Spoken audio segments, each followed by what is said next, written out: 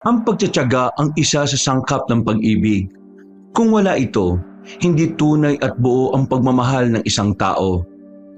Sa tuwing may pinagdaraanan ako, palagi kong inaalala ang katagangyan na sinabi sa akin ng tatay ko noong nabubuhay pa siya. Isang mapagpalang araw po sa ating lahat, sa inyo kabanong at sa masugid na tagapakinig ng mga YouTube channel nyo, sa mga kabangers at mga kayanggaw. Ito pong ibabahagi ko ay matagal-tagal na ring nangyari.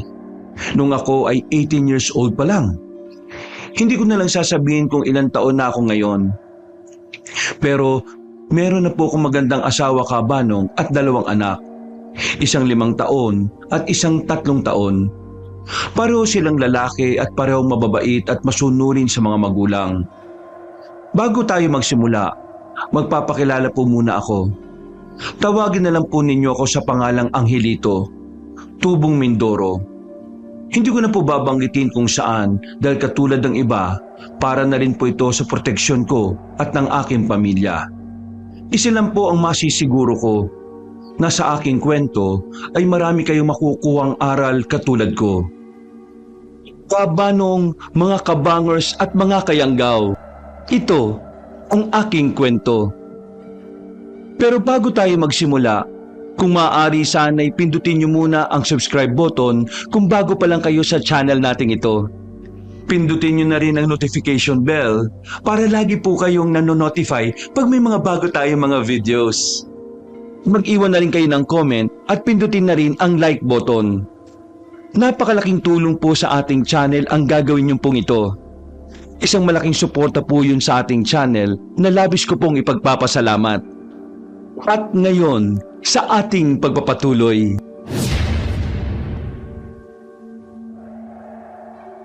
Ang 5 taong gulang pa lamang ako noon. Maniwala man kayo sa hindi, pero malinaw pa rin sa alaala ko ang gabing unang binago ang takbo ng aming buhay. Ako si Angelito, anak ni Panincio, na mas kilala sa baryong Sumilang bilang si Tatay Pani. Ang albularyong nilalapitan ng mga tao kapag may sakit na hindi maipaliwanag ng gamot o may pangyayaring ayaw sumunod sa lohika ng mundo. Madaling araw yon sa baryo Sumilang. Base sa pagkakatanda ko kabanong, ang hangin ay may kabigatan. Yung tipong parang may nakasabit na uno sa ulap kahit wala namang kulog o kidlat. Gising ako dahil sa tunog ng mga dahong nagkikiskisan sa labas ng aming kubo. Sanay naman ako sa ganitong mga tunog dahil sa pagiging albularyo ni tatay. Hinubog na niya akong hindi matakot sa mga hindi pangkaraniwan. Ang sabi nga niya noon na sa lahat ng mga naninirahan dito sa mundo, tao ang mas may awtoridad kahit na kanino, kahit sa mga hindi nakikita. Dahil tayo ang nag-iisang nilalang ng may kapal na binigyan niya mismo ng buhay galing sa sarili niyang hininga. Mabalik po tayo sa kwento. Noong gabing yun, ay alam kong parang may kakaiba. At hindi nga po ako nagkamali kabanong. Dahil sa isang pagkurap ko lang po, ay may isang iyak na pilit sinasapawan ng dilim. Natatandaan ko pa, matapos kong marinig yun, ay tinawag ko ang tatay. Lumapit ako sa kanya habang hinihila ang laylayan na kanyang damit.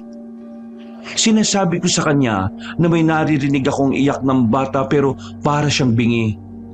Alam kong gising siya noon dahil gumagalaw siya pagkatapos kong ugain ang kanyang katawan. Sige na anak, alam ko naman yung sinasabi mo dahil naririnig ko rin. Nakampante ako pagkaupo niya sa gilid ng banig. At pagkatapos ay umawak sa lumang rosaryo na may nakasukbit na anting-anting na yari sa buto ng hayop at pinatuyong ugat ng halaman. Alam kong nagdarasal na siya o nag-uurasyon kaya tumabi ako sa kanya at nanahimik. Ilang saglit lang ay dahan-dahan kaming tumayo. Kinuha niya ang kanyang bag na laging puno ng kagamitang langis, asin at mga halamang gamot. Bago niya buksan ang pinto, ay gumuhit muna siya ng kakaibang simbolo sa sahig gamit ang abo mula sa maliit na garapon. Na kinuha niya rin sa bag. Isang bilog na may 3 guhit sa loob ang ginawa niya. Noon ko palang napansin na tuwing may panganib, ginagawa niya yon. Pagbukas ng pinto ay sinalubong kami ng malamig na hangin at ng mas malakas na pag-iyak. Sa tapat mismo ng aming pintuan ay doon namin nakita na nakahiga ang isang sanggol. Uhayo ng uha, kaya naawa ako at muling hinila ang damit ni tatay. Sinabi ko sa kanya na kunin ang bata dahil kawawa talaga. Alam ko anak, huwag kang mag-alala, kukunin natin ang sanggol. Nakapalot siya sa kupas na kumot na may bahid ng putik at dugo. Hindi dugo ng sugat, kundi dugong parang matagal nang nanunuot sa tela. Ang iyak niya ay hindi tulad ng ibang sanggol na narinig ko na. Hindi ko pa maintindihan noon pero ngayon alam ko na ang himig niya ay parabang nagugutom at nananabik sa kalinga ng isang nanay. Napatras ako nang maramdaman ko yon, Kabanong. Pero si Tatay Pani ay lumuhod kagad na parang matagal na niyang hinihintay ang sandaling yon. Patawarin nawa ng Diyos ang nag-iwan sa iyo, Rita. At patawarin nawa ako ng Diyos sa pagkupkup ko sa iyong kaawa-awang sanggol. Ganun na ganun talaga ang pagkakasabi niya dahil medyo may kalaliman si tatay. At kahit ako ay nabibilib din sa sarili ko dahil sa talas ng aking memorya. Naalala ko pa kasi ang lahat ng yon. Kahit nga yung mga pangyayari nung 3 taong gulang ako ay medyo natatandaan ko pa rin, Kabanong. Nang sandaling mahawakan ni tatay ang sanggol, bigla yung tumigil sa pag-iyak. Napangiti yun sa amin at kahit ako man din. Pero napansin ko ang mga mata niyang pagpikit nito. Ang talukap ay tila nanginginig. Parang may gustong lumabas doon na hindi ko rin alam kung ano. Dahil hindi ko pa naman naiintindihan masyado ang pangyayari, kaya hinayaan ko na lang din, Kabanong. Nang igalaw niya ang maliit niyang kamay ay nakita ko ang kakaibang marka sa pulso niya. Isang hugis kalahating buwan na tila inukit sa balat. Natanong ko tuloy si tatay tungkol doon at sa ukit na tato. Tinatanong mo kung sino siya, Angelito? Siya ang isang sanggol na iniwan sa pagitan ng liwanag at dilim. At kung pababayaan natin ay lalamunin siya na kadiliman. Kaya simula ngayon, magiging kapatid mo na siya. Siya na si Bino. Isinilang na ngayon ang bunso mong kapatid.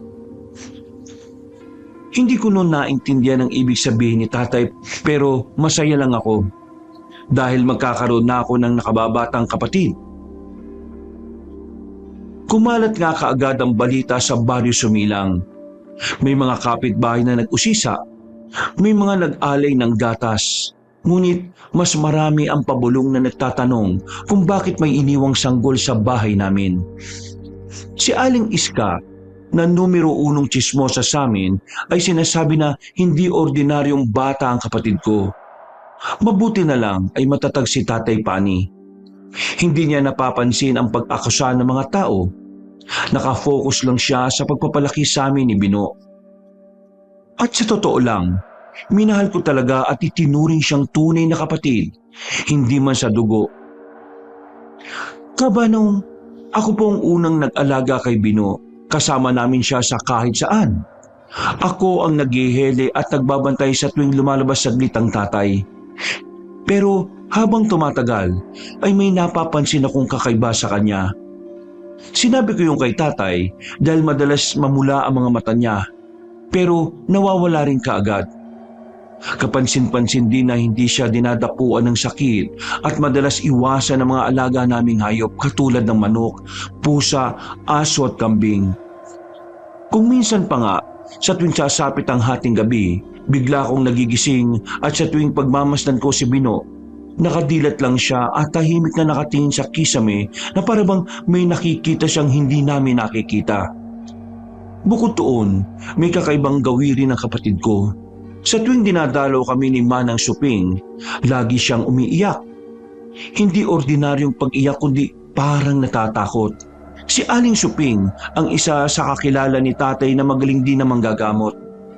Bigla na lang siyang nawala nang hindi ko rin alam. Pero sa huli nilang pag-uusap, narinig ko ang tungkol pa rin kay Bino. Manang, Mawalang galang na ho, pero hindi ko magagawa yung sinasabi nyo. Kailangan mong gawin yon, Pani. Alam mo yon sa sarili mo. Masyado pa hong bata si Bino. Wala pa siyang muwang sa bundok ito. Talagang binigyan mo pa rin siya ng pangalan, ha? Gawin mo na habang maaga pa. Hindi ko magagawa sa sanggol ang sinasabi ninyo. Kaya pasensya na ho talaga kung susuway ako ngayon sa mga payo ninyo. Naiintindihan ko dahil alam ko naman na ang iniisip mo. Pero mali pa rin yan. So ang gagawin mo ngayon sa batang yan? Kukup-kupin mo? Malalakihin at aari na sarili mong anak? Gano'n na nga ho. Ay hibang ka na talaga, Pani. Hindi ba natin nararamdaman siya ngayon? Pero alam natin pareho na may kakaiba sa sanggol na yon. Hindi siya... Alam ko ho yun. Pero itutuloy ko pa rin. Sigurado ho akong may dahilan ang kung sino mang nag-iwan sa kanya sa tapat ng bahay ko. Huwag mag-aalaga kay Bino.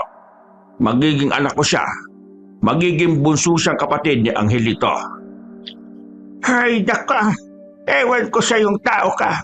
Hindi na talaga kita mapipigilan sa kagustuhan pa. Kaya nga ho, humihingi na ako ng paumanhin sa inyo ngayon pa lang, Manang Suping. Kung hindi ka na talaga magpapapigil, wala na akong magagawa. Pero tandaan mo ang araw na ito. Sa oras na dumating ang pagkakataon na magkaroon ng hindi magandang pangyayari, sinasabi ko na sa iyo, nung una ko palang kita sa sanggol na yon, hindi magandang hatid niya sa inyo ng tunay mong anak. Huwag niyo naman hong sabihin niyan sa isang sanggol na wala pang buwang sa mundong ito. Sa ngayon, wala pa siyang kamalayan sa paligid. Pero laganap na ang kadiliman sa enerhiya niya. Kapag nakaisip na siya at lumaki, nakasisiguro ko na mas lalo yung lalakas. Huwag nawa dumating ang panahon na ikapahamak niyo ang pagkupkup sa sanggol na yan, lalo na kay Angelito. Maghinay-hinay ho kayo, Manang, sa mga sinasabi ninyo. Dahil baka naririnig kayo ni Angelita. Masaysa na, Pani. Pero hindi mo rin ako mapipigilan sa gusto kong sabihin. At hindi basta-basta lang ang mga sinasabi ko sa iyo. Hindi ito para manakit ng damdamin mo o ano. Isa itong babala para sa iyo at sa iyong pamilya. Sige, kupin mo ang sanggol.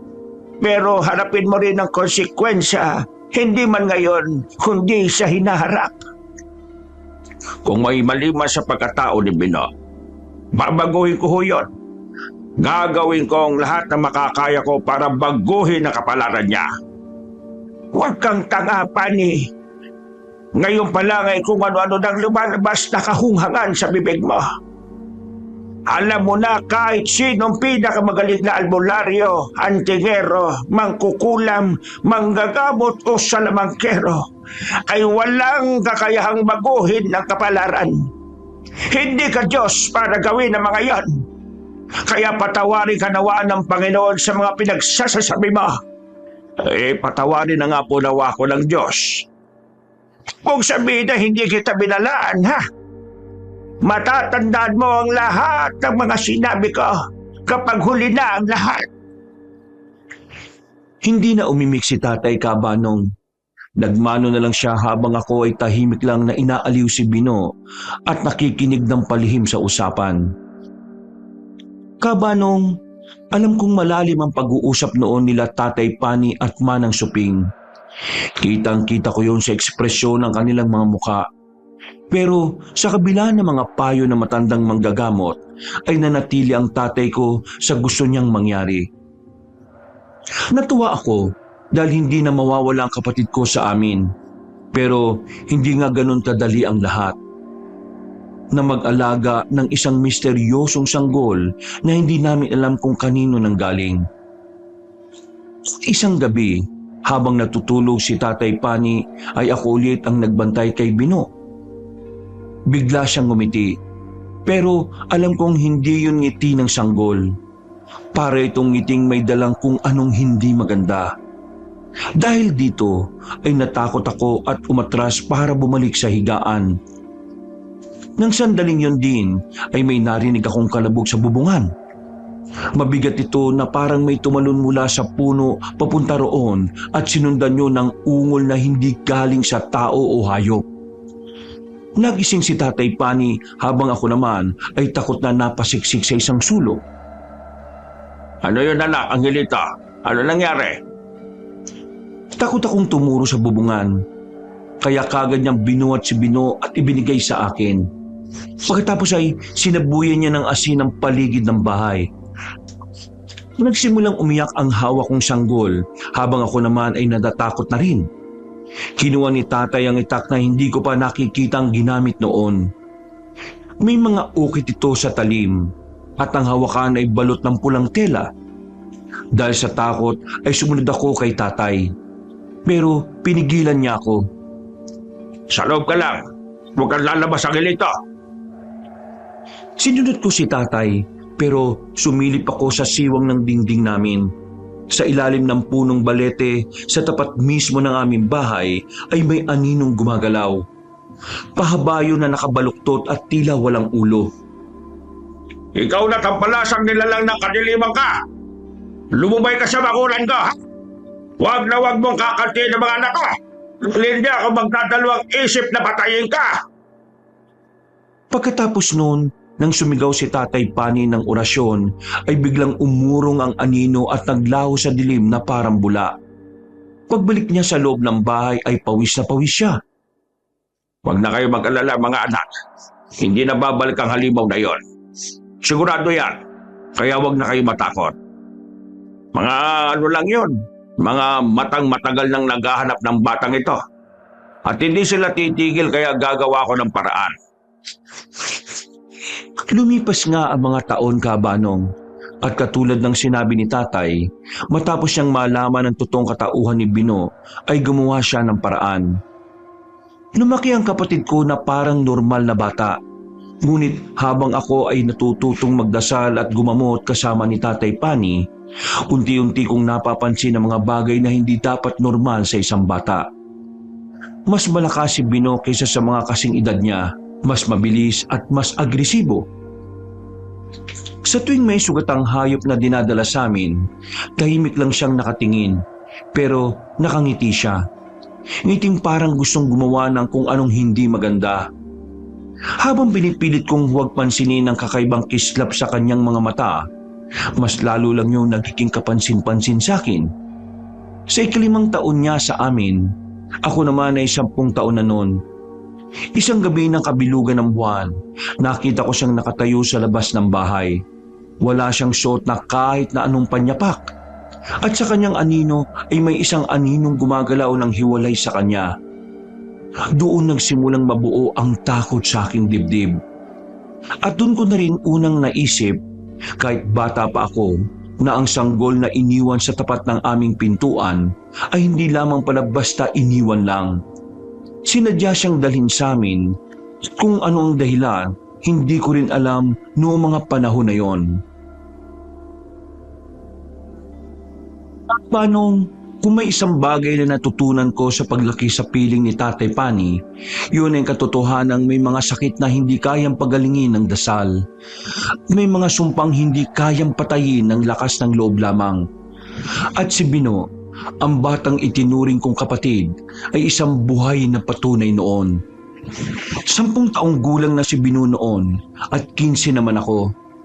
Habang ako'y natututong gumamit ng palaspas, langis ng niyog na may halong dasal at mga halamang gamot, siya naman ay tila walang interes sa mga yon. Ngunit tuwing gabi, habang inaakala naming tulog na siya, may mga sandaling nagigising ako dahil sa kakaibang tunog na parang mababang ungol na pilit nilulunok ng hangin. Isang gabi ng bagong buwan, nadatnang ko si Tatay Pani sa silong ng bahay na may inilatag na banig na puno ng simbolo. Mga hugis na hindi ko pa nakikitang ginagamit niya dati. May mga kandilang itim at pula. Pati na sa gitna ay may isang mangkok na may lamang tubig ulan at dugo ng manok. Tatay, ano po yung ginagawa niyo? Wala ito anak. Bumalik ka na sa pagtulog. Bakit niyo po dinadasalan si Bino? Wala lang to, anak. Hindi po ako naniniwala, Tay. Imposible pong wala lang yan.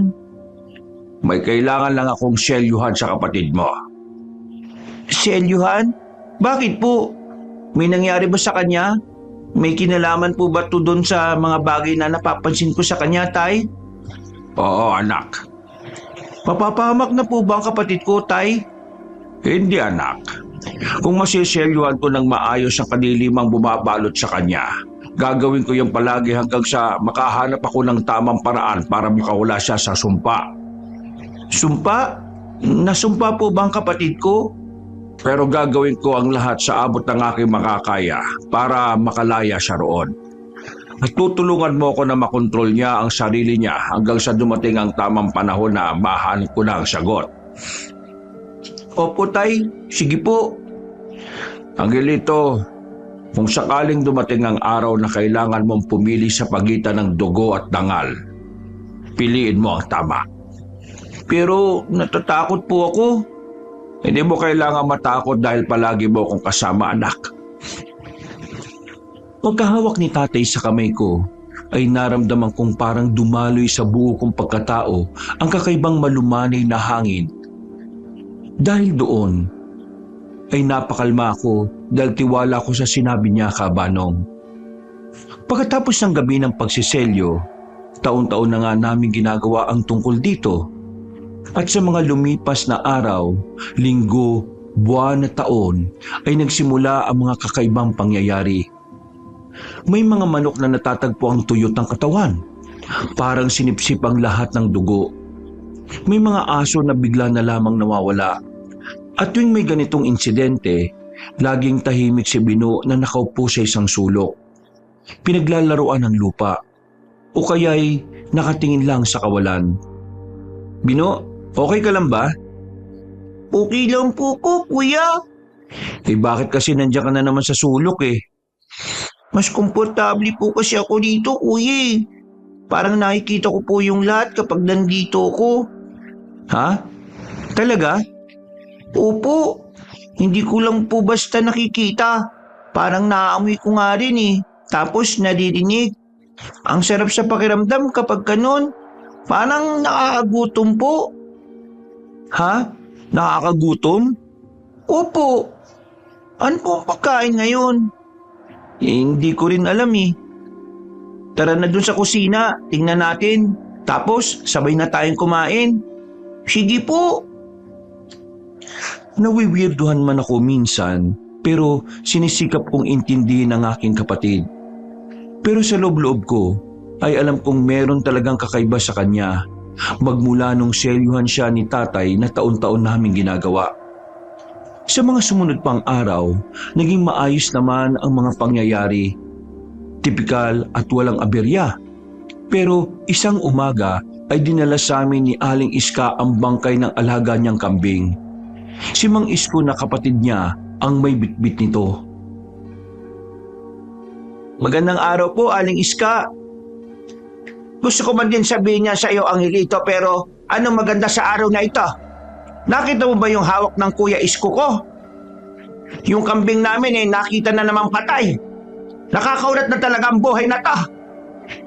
Ano po ba nangyari? Alam mo, gwapo ka sana may itsura. Pero medyo may pagkaano ka no? Hindi na nga bale. Sa tingin mo ba pupunta ako dito at hahanapin ang tatay mo kung alam ko o alam namin ang nangyari sa kambing ka? Pasensya na po. Tatawagin ko lang po si tatay. Yan ang maganda mong magagawa, Angelito. Pakitawag na lang ang tatay mo, madali ka. Sige po. Pagdating ni tatay, ay pareho kaming lumapit sa patay na kambing at ako ang unang humahawak at sumuri. Nagtaka ako dahil wala naman itong kahit na anong sugat. Kaya lang ay magaan na ito. Kumuha si tatay pani ng matalim na kutsilyo at tinusok ang katawan ng kambing. Walang dugo na tumagas habang patuloy siya sa paghiwa. Dito mas nagtaka kaming lahat na nakakakita. Hanggang tumambad na nga sa aming mga mata ang tila nililinis na loob ng kaawa-awang kambing. Nakita ko ang pag-igting ng panga ni Tatay Pani. Iska po, nung nangyari yan sa alaga ko, hindi kaya naaswang siya? Naaswang? Matagal ko nang hinala na meron talagang aswang dito sa baryo natin eh. Hindi mo ba nararamdaman yon, ha, Pani? Ha? Dapat ikaw ang unang nakakaramdam nun, ha? Parang binabaliwala mo lang lahat ng mga hinaing ng mga taga-baryo. Aling Iska, mawalang galang na po ha. Huwag niyo namang pagsalita ng tatay ko ng ganyan.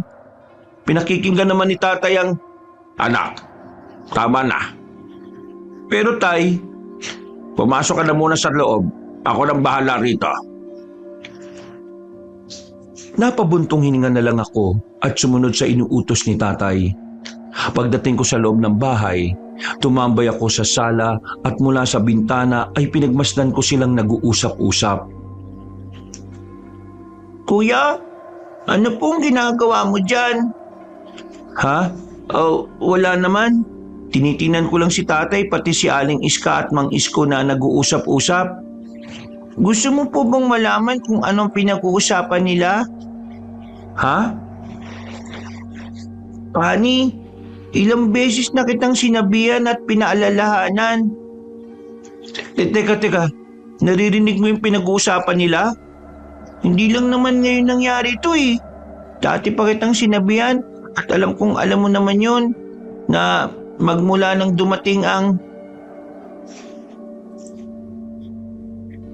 Teka. Bakit ka tumigil? Ano na nga sabi ni Aling Iska? Uy, Bino, nakatulala ka na lang dyan. Wala na po, hindi ko na narinig. May tutuli sa tenga ko eh, biglang kumati. Diyan na nga lang muna ikaw, kuya. Babalik muna ako sa likod ng bahay. Ha? Okay, sige. Pag-alis ni Bino, ay tiningnan ko ulit si tatay at ang kausap niya hanggang sa mag-alisan na ang magkapatid.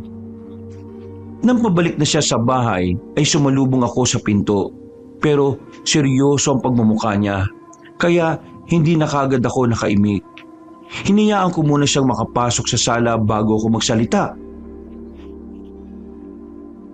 Tay, ano po nangyari nung sa pag-uusap niyo? Nasaan na si Bino? Nasa likod po ng bahay.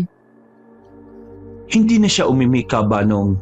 Naglakad na lang siya papunta roon kaya sumunod na rin ako hanggang makita namin ang nakababata kong kapatid. Hindi ko rin alam kung anong nangyari ng mga sandaling yon pero nang makita ko si Bino ay parabang biglang bumigat ang hangin. Natigilan na lang ako at napatayo sa pintuan habang si tatay patuloy ang paglapit sa kanya. Tumingin lang siya sa amin at kumuway-kaway habang humingiti. Medyo kinabahan lang ako dahil nakita ko na may nakasukbit na kutsilyo sa likod ng bulsa ni tatay. Nang akma na akong pipigil dahil sa hindi maganda kong naiisip ay naggulat na lang ako. Bigla kasing hinimas-himas ni tatay ang ulo ni Bino. Nagtawanan sila pagkalaon kaya nakahinga ako ng maluwag habang napapahawak sa dibdib. Ay nako, ano ba tong naiisip ko? Kuya, halika rito. Tulungan niyo si tatay sa paggawa nitong bahay ng aso. Ha? Oo, sige. Papunta na. Nag-enjoy naman kami na parang isang tunay na pamilya, Kabanong. At masayang-masaya talaga ang puso ko ng mga sandaling yun. Hanggang sa sumapit ang gabi. Pasado 12:00 ay ginising ako ni tatay. Bakit po, tay? Halika't pumunta tayo sa kwarto ng kapatid mo. Kay Bino? Meron ka pa bang kapatid maliban sa kanya? Ikaw talaga oh. Tumayo ka na dyan. Ano pong gagawin natin sa kwarto niya? Basta, tumayo ka na dyan at sumunod ka sa akin. Bilis! Wala na akong nagawa kundi ang sundin ang sinasabi ni tatay. Pagdating namin sa kwarto ni Bino, himbing na himbing siya sa pagtulog habang nakangiti. Sinindihan kagad ni tatay ang mga kandilang itim at itinirik to sa palibot ng papag ng nakababata kong kapatid. Alam ko na ang gagawin niya, pero nagtataka ako dahil isang beses lang ito dapat sa isang taon ginagawa.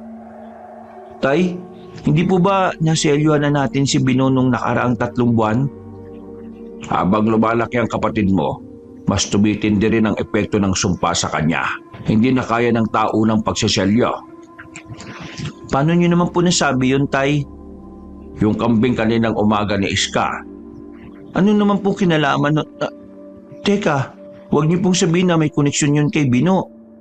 oo, kaya napagdesisyonan kong gawin na kada 3 buwan ang pagseselyo. Kada 3 buwan? Oo, hindi ko alam kung hanggang kailan ko gagawin ito. Pero anak, umiiksi na ang oras. Dapat magawa ko na ng paraan kung paano siya magagamot bago pa mahuli ang lahat. Magagawa niyo naman po yun, Tay, di ba? Hindi ko alam. Alam ko pong kaya niyo yan, Tay. Nandito po ako na lagi nakasuporta sa inyo. Sisikapin ko din pong maging isang mahusay na albularyo para may makatulong kayo para maalis na talaga ang sumpa kay Bino. Hindi na kumibo ang tatay. Narinig ko na lang ang malalim niyang pagbuntong hininga. Pagkatapos ay nagsimula na nga siya habang ako'y taga-alalay lang. Nang matapos siya sa unang dasal na orasyon, ang mga kandilang nakasindi ay sabay-sabay na gumalaw na parang hinipa ng hangin. Hindi naman ganoon ang nangyayari noon kapag nagri-ritual siya. Pero parang kakaiba talaga ngayon dahil tila ba mas malakas ang hatak ng kadiliman sa kapatid ko. Hindi talaga nagpatinag si Tatay Pani. Nagtuloy-tuloy siya sa pag-oorasyon hanggang sa makarinig ako ng hindi pamilyar na dasal. Parang ngayon niya lang ginamit ito. Kaya nasabi ko rin talagang seryoso na talaga ang pangyayari. At katulad ng utos niya, sumabay lang ako sa mga sinasabi niya kahit ang totoo ay hindi ko yun naiintindihan. Hindi niya pa kasi naituro sa akin ang kahulugan ng bagong orasyon na narinig ko. Maya-maya pa ay lumapit si Tatay Pani sa natutulog na si Bino at marahang hinawakan ng pulso. Doon kulit nakita ang tinatagong markang hugis kalahating buwan. Pero kumpara ng sanggol at bata pa si Bino, mas malinaw na ito ngayon at mas kumikinang sa pagkaitim. Bakit po masyado nang bumabakat ang marka ni Bino, Tay? Patunay na tumitindi ang sumpa sa kanya. Ano po ba talagang sumpa na tumama kay Bino, Tay? 5 taon pa lang noon, pero alam kong natatandaan mo pa yon dahil malinaw ang memorya mo. Nung bata pa si Bino, yung mga ilang buwan pa lang siyang nasa atin. Opo. Hindi ba may mga nilalang ng kadiliman na pumunta rito at itinaboy ka? Opo. Tandang-tanda ko po yun, Tay. Binabalikan na po ba siya ng mga yon? Yun po ang may gawa ng mga pagpatay ng mga hayop dito sa atin ngayon? Dahil po ba gusto na nilang bawiin ang kapatid ko? Hindi anak. Hindi nila babawiin si Bino. Wala sila rito at hindi nila intensyon na gambalain ang kapatid mo. Pero ano po, Tay? Sino po yung may gawa ng mga pagpatay ng mga hayop? Teka. Huwag niyo pong sabihin na kapatid ko yung may gawa nun. Oo anak. Dahil ang totoo ay hindi lang basta sumpang iginawad sa kanya. Ang sumpang tinutukoy ko ay ang pagiging dugong aswang. Po? Dugong aswang? May dugong aswang si Bino? Oo anak. Paano po kapag nalaman to ng mga taga-baryo sumilang, Tay? Ano pong gagawin nila kay Bino? Naku, natatakot po ako para sa kapatid ko. Wala silang gagawin dahil walang nakakaalam ng tungkol dito maliban sa atin. Makakaasa ba ako sa iyo, anak? Opo.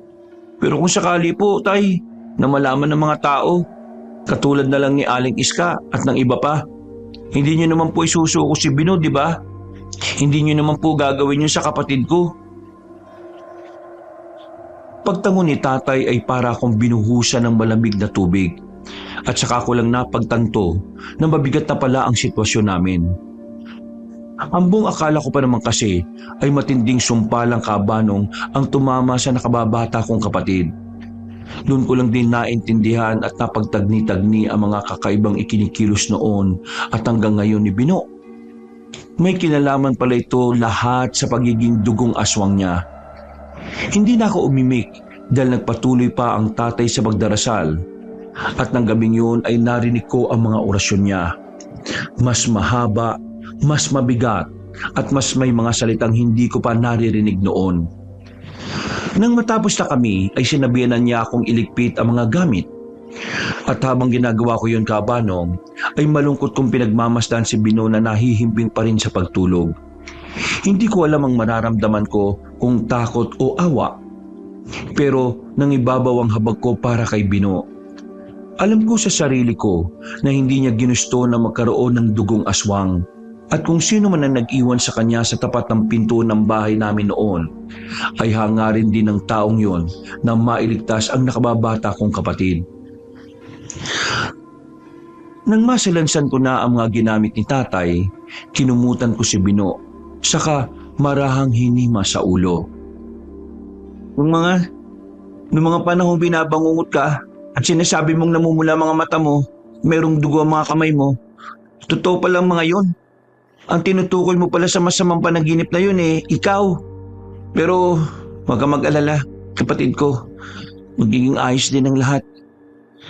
Pangako, Bino, tutulungan ko si tatay at hindi kami titigil para makalaya ka sa pagkakaalipin ng pagiging dugong aswang. Kuya, ano po ang ginagawa mo sa kwarto ko? Wala. Sinisilip lang kita kasi baka binabangungutan na naman. Maganda po ang panaginip ko ngayon. Kasama ko kayo ni tatay. Tapos nagtatawanan tayo kasama ng bago kong aso dun sa ginawa kong bahay niya. Ha? Talaga? Opo. Nagising lang ako kasi iniyan ako ni Puti. Puti? Yun ba yung pangalan ng aso na hihingi natin bukas kay Aling Sandra? Opo. Hindi ba itim ang kulay ng asong yon?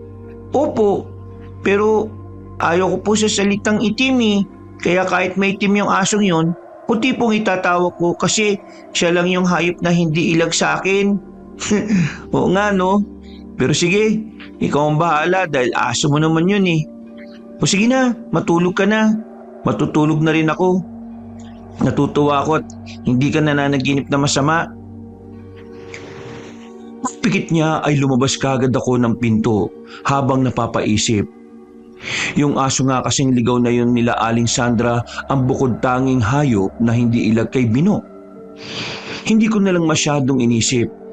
Nagpunta na ako sa kwarto pero nang mapadaan ako sa dulong silid ay nakita kong nandun pa si tatay. Lumapit ako sa pintuan ng silid ritual. Nakita ko sa loob na nakaluhod si Tatay Pani. Ang pangalan ni Bino na nakaukit sa puting papel ay nakalatag sa gitna ng bilog na asin na tabo. May mga simbolo sa sahig na tila gumagalaw sa liwanag ng apoy. Patawarin niyo po ako, Bay Kapal. At tulungan niyo nawa ako na hindi mapabayaan si Bino. Nagsimula na siya sa pagriritual. Nang isawsaw ni Tatay Pani ang kanyang daliri sa mangkok ng dugo at tubig, biglang umlingaw-ngaw ang kakaibang tinig na hindi ko alam kung saan nanggaling. Isinara ko ang pinto at pumasok sa loob para hindi kumalat ang ingay sa buong bahay. Nagpatuloy ang tatay, pero nagpatuloy din ang nakakakilabot ng sigaw ng tila pinaghalo-halong boses. Para bang nag-aalburuto ang hangin at naramdaman kong umuga ang bahay. Ang mga kandila ay sabay-sabay na namatay at sa dilim ay may narinig kaming malalim na halakhak ng panunukso. Pagbalik ng mga sindi ng kandila ay kitang-kita ko ang imaheng itim na may mapupulang mga mata na nasa gitna ng papel kung saan nakasulat ang pangalan ni Bino. Hindi mo siya pag-akari, Ibularyo. Ha? Anong klaseng nilalang yan, Tay? Demonyo? Ulitin ko, hindi niyo pa siya pag-aari. Matutupad pa rin ang kagustuhan ng kadiliman. Nag-iwan siya ng malakas na halakhak na parang kumumot ng takot sa akin. Muling namatay ang mga kandila kaya napasigaw ko sa pagkasindak. Maya-maya pa nang biglang nagliyab muli ang mga kandila ay nagulat na lang kami nang makita si Bino sa isang sulok. Nakaupo siya at nakatingin sa amin. Itim na itim ang mga mata niya. Bino, Paano ka nakapasok dito? Tay, si Bino! Layuan mo siya, Angelito. Pero tay, lalapitan ko na po siya. Layuan mo ang kapatid mo. Tay, ano pong ginagawa niyo? Bakit niyo po ako tinutulak palabas, tay? Hindi mo dapat masaksyan itong mangyayari, anak. Baka po, kung ano mangyari sa inyo ni Bino, pasukin niyo po ako. Huwag kang papasok kahit ano mangyari. Wala na akong magawa kundi sundin ang sinasabi ni tatay. Minsan po talaga kaabanong may pagkakataon na gusto ko siyang suwayin pero malaki ang respeto at paggalang ko sa kanya. Dahil po alam ko na nasa katwiran ng lahat ng ginagawa niya. Naghintay ako roon habang patuloy na pinakikinggan ng mga nakakatakot na boses sa loob ng silid ritualan. Tumagal ang ritual hanggang umaga. Paglabas ni Tatay Pani ay para siyang tumanda ng 10 taon. Nanginginig ang kanyang mga kamay at ang kanyang mga mata ay puno ng takot at pagod. Hindi ko rin alam kung paano kabanong, pero ramdam na ramdam ko ang panghihina ni tatay. Kaya nilapitan ko siya at inakay hanggang sa upuan. Bumalik ako sa silid ritualan pero wala na roon si Bino. Nasaan na si Bino, tay? Hindi pisikal na katauhan ni Bino ang nakita mo kanina. Kung ganon, sino po yun? Ang sumpa. Ang sumpa? Kinalaban niyo po mismo ang sumpa? Oo, anak. Pero hindi ko siya malilinis. Nabigo pa rin akong iligtas si Bino. Ang dugo niya ay binana at hindi basa-basa isinumpa lamang. Huwag niyo pong sisihin ang sarili niyo, tay. Alam kong palagi niyong ginagawa ang makakaya niyo. Sigurado matatalo rin natin ang sumpa. Sa ngayon po sapat na ang pagsiselyo sa kanya. Nauubusan na tayo ng oras, anak. Hindi ko alam kung hanggang kailan ko siya mapipigilan pero gagawin ko pa rin ang makakaya ko. Kasama niyo po ako sa laban, tay. Hindi po kayo nag-iisa. Sabay po nating tutulungan si Bino, ang kapatid ko. Salamat, anak. Salamat. Niyakap ko si tatay ng mahigpit at naantala lang kami nang marinig ang pagbukas ng pinto ng kwarto ni Bino. Napatingin kami roon pareho paglabas ng nakababata kong kapatid. Nakangiti siyang lumapit sa amin at tumalon ng pagyakap. Nang mga oras na yun, kabanong, ay tila ba nawala ang mga alalahanin namin ni tatay. Kahit may dugong aswang ang kapatid ko, alam namin na isa pa rin siyang normal na bata. At katulad ng paulit-ulit kong sinasabi, siguradong hindi niya gusto ang kanyang katauhan. Kuya, pagkatapos mo pong sumilip sa kwarto ko, dinalo po ako ulit ng masamang panaginip. Pero nakita ko po bigla si tatay. Ha? Talaga? Opo. Tapos niligtas ako ni tatay. Hinawakan niya po ng maigpit yung kamay ko. Tapos tumakbo kami sa sobrang dilim na lugar. Pagod na po ako noon pero hindi pa rin tumigil si tatay. Kaya binitbit niya pa ako at pinasan. Ha? Ginawa ko yon? Opo. Ang galing niyo nga po, tay. Kaya lang po, nung lumapit na tayo sa liwanag, may umatak po sa akin. Bigla na lang po kayong nawala tapos di ko na po kayo nakita. Habang patuloy sa pagkukwento si Bino, ay napatingin ako kay Tatay Pani. Noong ko nakita sa unang pagkakataon na napaiyak siya, pero ako lang ang nakahalata nun. Para maiba na lang ang usapan, ay dinala ko na sa kusina ang nakababata kong kapatid para mag-almusal. Si tatay naman ay bumalik na sa kanyang kwarto para rin magpahinga. Kahit puyat ay sinamahan ko ang nakababata kong kapatid. Hanggang sa di ko na rin namalayan dahil sa pagod ay nakatulog na pala ako sa sala. Katulad ng napag-usapan namin ni Tatay Pani kabanong, tuwing kada 3 buwan na nga ginagawa ang pagsiselyo. Naging epektibo naman dahil nakontrol nga ni Bino ang kanyang sarili. Yun nga lang ay mas tumindi ang pag-atake sa kanya ng bangungot. Wala naman kami magawa ni tatay dahil malakas talaga ang itim na kapangyarihang bumabalot sa pagkatao ng kapatid ko. Sa katunayan yan nahingi na si tatay ng tulong sa mga mahuhusay na manggagamot na kakilala niya. Pero tumanggi ang karamihan dahil ayaw nga nilang madamay. At habang tumatagal, mas lalo ring tumitindi talaga. Kaya kung minsan ay kinakailangan naming ulitin ni tatay ng 2 beses ang pagseselyo para mas maging epektibo. Ang kagandahan lang, kahit papaano ay nabawasan ang paghihinala ni Aling Iska. Pero hindi pa rin maalis sa tingin nila ang panghusga. Nagdaan pa nga ang mga taon. Sumapit ang ika-13 kaarawan ni Bino.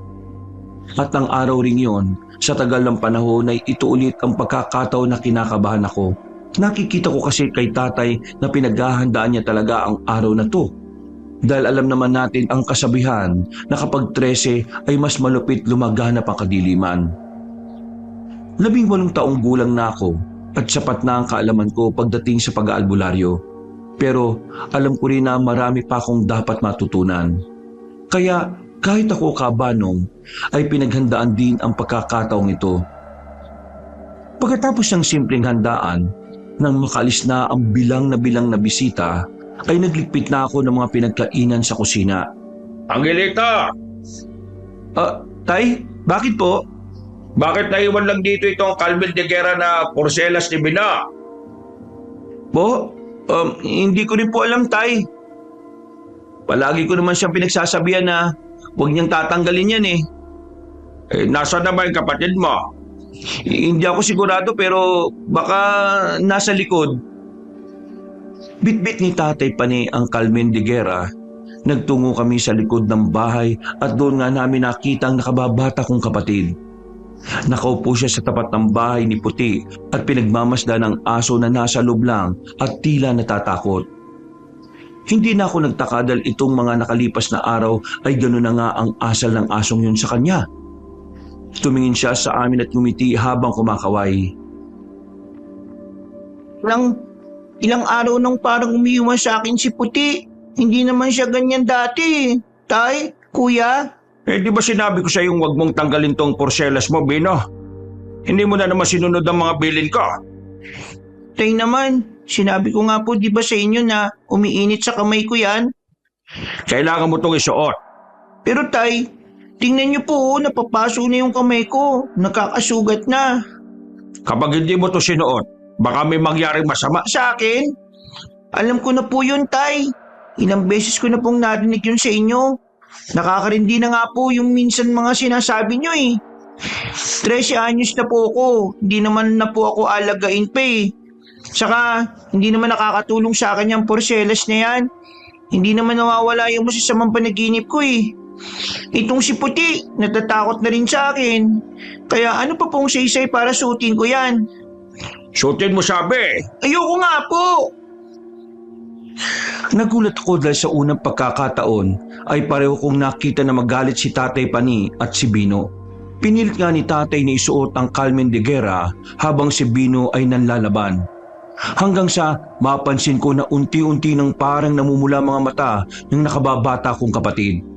Mas lalo ko ring narinig ang malakas na pag-ungot ni Puti na parang takot na ng husto. Kaya namagitan na ako sa kanilang dalawa. Kahit ang totoo ay medyo natatakot na rin ako sa kung anong po pwedeng mangyari. Tama na yan, Tay! Bino! Pareho silang napaatras habang ako naman ay hawak-hawak ang Carmen de Guerra. Nakahinga ako ng maluwag kahit papaano dahil nanumbalik na sa normal ang mga mata ng nakababata kong kapatid. Si tatay naman ay tila humihingal pa rin at pilit na ikinakalma ang sarili. Hindi nyo kailangan magpatayan para dyan. Tay, relax lang po. Alam ko masyado kayo nag-alala kay Bino. Pero tama pong sinabi niya. 13 anyos na po siya. Kaya bigyan natin siya ng pagkakataong mabuhay ng normal na bata. Makakampante lang ako kapag sinuot niya ang Carmen de Guerra. Tapos gawin na niya ang gusto niya. Narinig mo yun, Tol? Para walang gulo, isuot mo na tong porselas. Wala namang mawawala sa'yo kaya kunin mo na. Sige na nga, akin na nga. Magsorry ka rin kay tatay. Hindi tama yung ginawa mong pagsagot-sagot. Hindi ibig sabihin na nasa tamang edad na tayo, pwede na natin bastusin ang magulang natin. Hindi mo naman ako nakitang ginawa yung kay tatay, di ba? Opo, kuya. Pasensya na. Sige na, mag-sorry ka na kay tatay, ngayon din. At huwag nating sirain tong kaarawan mo, tol. Sorry po, tay. Sa mga nasabi ko. Pero totoo po lahat yun, ha. Dahil yun ang nararamdaman ko sa tuwing pinag-iigpitan niyo ko eh. Hindi ako po pwedeng magtagal sa labas. Kailangan kong gawin ng ganito ganyan. Kailangan ko umiwas sa kung saan. Hindi ko magawa yung normal na ginagawa ng isang bata eh. Naiinggit ako sa pamangkin ni Aling Iska, kay Kokoy. Kasi siya palagi pinapayagan na magpunta sa Sapa. Samantalang ako, ilang hakbang pa lang ang layo ko dito sa bahay. Hinahanap niyo na kagad ako. Ayaw niyo kong isama sa mga ginagawa niyo ni Kuya Angelito. Kaya ang tingin ko po tuloy sa sarili ko. Parte lang ng mga eksperimento niyo sa pagiging albularyo eh. Oo, sige na. Pero huwag mo nang sabihin yan, tol. Pinoprotektahan ka lang namin ni tatay. Saan kuya? Maliban sa masasama akong panaginip, wala naman ng ibang gumugulo sa akin ha. Paano niyo po ako pinoprotektahan? Hindi mo pa naiintindihan ngayon, anak. Tama po, hindi ko po talaga maintindihan. Ang alam ko lang, para akong nakakulong. Para akong katulad ni Puti. Sana naging aso na lang ako kasi ganun naman ang pakiramdam kong trato niyo sa akin eh. Hindi totoo yan, anak. Pero yun po yung nararamdaman ko. Hindi niyo po ako totoong anak. Katulad ng sinabi ng marami sa mga taga-baryo. Minsan, gusto ko na nga maniwala na galing lang po ako sa tain ng kalabaw eh.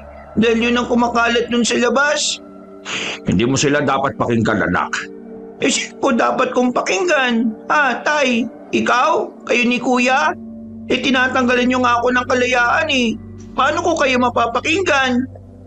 Anak, sige na, kumalma ka na. Sawang-sawa na ako sa mga sinasabi niyo eh. Ayaw ko nang makulong sa lugar na to. Anak, pakiusap. Isuot mo na ang porselas. Hindi, itong dapat dito. Pagkaputol ni Bino ng Carmen de Guerra, ay bigla yung nag-apoy kaya nadamay ang kamay niya. Napatras siya sa gulat habang kami ni tatay ay nakatingin lang sa kanyang ginawa at hindi makapaniwala. Nang mapansin ko na tila gusto nang kumawala ni Puti, ay mas kinutuban na ako.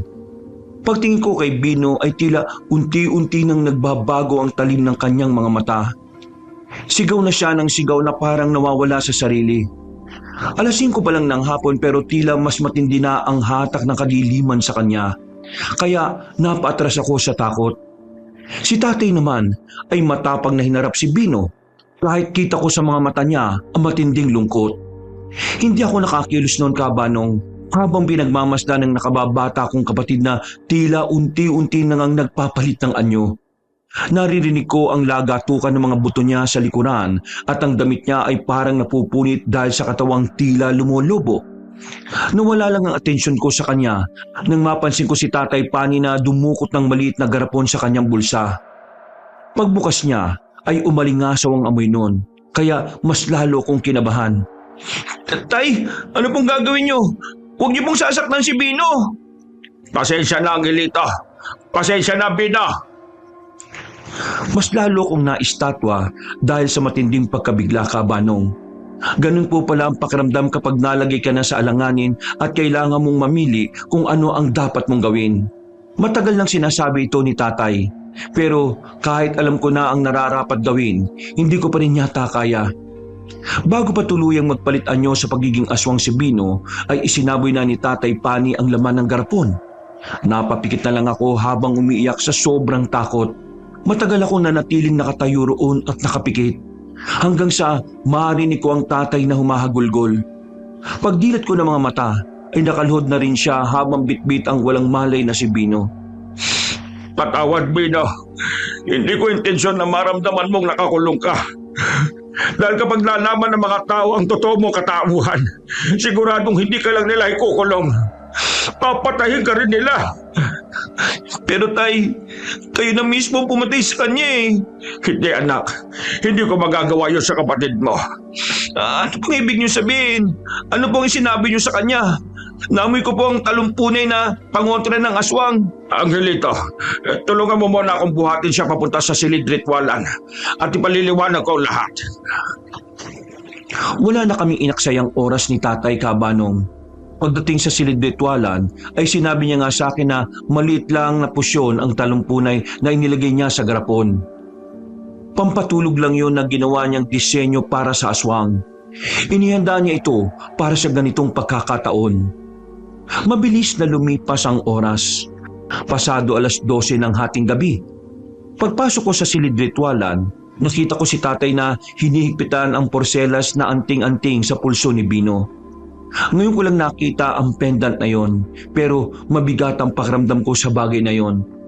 Kaya sigurado kong malakas ang taglay nung kapangyarihan. Ano po yan, tay? Anting-anting. Gagamitan niyo na po ba siya ng anting-anting? Kailan pa kayo naging antingero? Nagsasanay ako matagal-tagal na rin para sa kapatid mo. Pwede ko po bang hawakan? Huwag ka munang lalapit. Magsisimula na tayo. Gawin mo na ang mga dapat mong gawin. Opo, tay. Siya nga po pala, tay. Ano yon? May kailangan ka pa? Hindi niyo naman po dinibdib yung mga sinabi ni Bino kanina, no? Hindi niyo naman po kailangan sagutin ang tanong ko. Gusto ko lang pong sabihin sa inyo na hindi niya alam ang sinasabi niya. Dahil hindi niya alam ang totoo sa kanyang pagkatao. Sigurado po kung maintindihan tayo ni Bino kapag nalaman na niya ang totoo. Sinasabi mo ba na pagkatapos nito, dapat ko nang sabihin sa kanyang totoo niyang katauhan? Na hindi ko siya totoong anak? Hindi mo siya totoong kapatid at may nananalaytay na dugong aswang sa katauhan niya? Ihahanda ko na po ang mga gagamitin natin. Wala na ngang umimik sa amin, Kabanong. At pagkatapos kong ihanda ang mga gamit ay nagsimula na ang ritual. Pinagmasdan ko lang si Bino na nahihimbing sa pagtulog. At doon ko unti-unting napansin na nagsisimula na ang pagbabago ng marka sa kamay niya. Tay, yung marka ni Bino. Oo, alam ko. Nararamdaman ko rin ang matinding pagbabago nito. Maganda ka. Hindi basta-basta ang gabing ito. Siguradong magiging madugo. Magiging madugo? Oo, anak. Magiging madugo. Dahil doon, mas naging alerto nga ako, Kabanong. Inihanda ko ang ilang pangontra habang sinisimula na ni tatay ang pagbibigkas ng orasyon. Ito rin ang unang pagkakataon na makikita ko siya na gumagamit ng anting-anting sa isang tao. Hindi naman kasi bihas ang antingero si tatay, pero tiwala ko sa kakayahan niya. Maya-maya pa ay mas tumindi ang kadilimang bumabalot sa silid. Lumamig ang hangin, pero mainit pa rin ang pakiramdam ko. Kakaiba at pinaghalo-halo ang amoy. Hanggang sa marinig na naman namin ang malalim na halakak na parang galing sa impyerno. Pero napatahimik yun ni tatay, kaya inakala kong tapos na ang lahat. Pero nagkamali ako, dahil nagsisimula pa lang pala ang laban. Pagdilat ng mga mata niya, ay humarap kagad siya sa akin. May mga bisita tayo. Pipigilan nila tayo sa ginagawa natin para matulungan si Bino na tuluyang maging isang ganap na aswang. Ko? Ano pong bisita, tay? Pipigilan nila tayo sa ginagawa natin para matulungan si Bino na tuluyang maging isang ganap na aswang. May mga kalaban? Maging mapagmatsyag ka. Bago pa matapos ni tatay ang pagsasalita, ay narinig ko na ang malakas na pagtahol ni Puti. Hindi nagpapaawat ang aso at parang galit na galit. Kaya saglit akong lumabas ng silid-ritualan at nagpunta sa bintana na nakadiretso sa likod ng bahay. Nakita ko ang aso ni Bino. Galit na galit pa rin yon at may tinatahulang kung ano o sino sa kadiliman. Lumabas kaagad ako at kinalagan ito ng tali. Hanggang sa mabilis yung tumakbo papasok sa loob ng bahay. Sumunod din kaagad ako at nang isara ko ang pinto, mula sa siwang nito ay nakita ko ang mga daliring may matutulis na kuko. Nangingintab ang mga yon sa pagkaitim habang umuungol ng mahina. Tumatras ako habang nananatiling nakaharap doon hanggang sa marinig ko na naman ang isang ungol na may kasamang langit-ngit ng mga butong naglalagatukan. Kasunod noon ay biglang may kumalubog sa bubong. Tila nayanig ang aming bahay, Kabanong. Biglang bumukas ang pinto, saka pumasok ang nakakatakot na nilalang. Namumula mga mata nito. Naglalaway ang dilang abot sahig at ang matatalim na kuko ay kumakaskas sa dingding. May nakapasok na aswang sa aming bahay At ito ang sinasabi sa akin ni tatay na bisita. Umaksyon kagad ako, Kabanong, pero bago pa sumugod ang nasabing aswang, ay dinambahan na siya ni Puti. Nagulat ako sa nakita kong yun. Pinagkakagat ng asong itim ang aswang sa iba't ibang parte ng katawan. Lumalaban naman ang aswang pero hindi niya matamaan ang aso dahil parang sanay na sanay ito sa pakikipaglaban. Sinamantala ko ang pagkakataon. Dinukot ko ang maliit na garapon at tinagis kagad sa halimaw. Humiyaw yun ng ubod ng lakas, kasabay ng malakas ding paghiyaw ni Bino mula sa silid ritwalan. Nag-alala ko para sa kanya, pero kailangan kong tapusin ang laban. Bumalik ka na sa impyerno, aswang ka! Sa ikalawa kong pagsaboy ay bigla na lang nagliyab ang katawan ng aswang at nagtatatakbo yun sa labas. Susundan pa nga sana ni Puti pero pinigil ko na ang aso, naggalit na galit talaga sa halimaw. Isinara ko kagad at ikinandado ang pinto. Pagsilip ko sa bintana ay natutupok na ng apoy ang kalaban. Pero hindi pa tapos dahil marami-rami akong nakitang mapupulang mga mata sa paligid.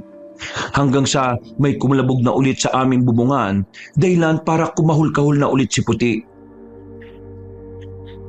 Puti, huwag kang maingay.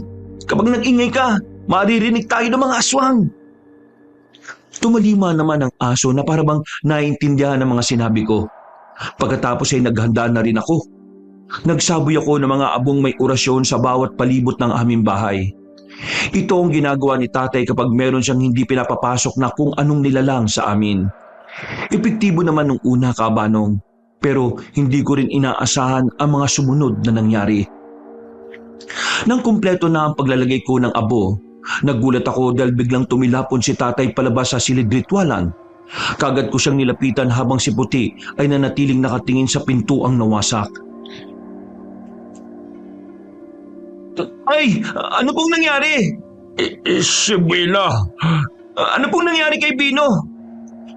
Tumuro si Tatay Pani sa silid ritwalan. Kumakahul-kahul pa nung una ang aso roon pero kalaunan ay nabahag na rin ang buntot nito. Hanggang sa unti-unti na ngang lumabas ang kapatid ko mula roon.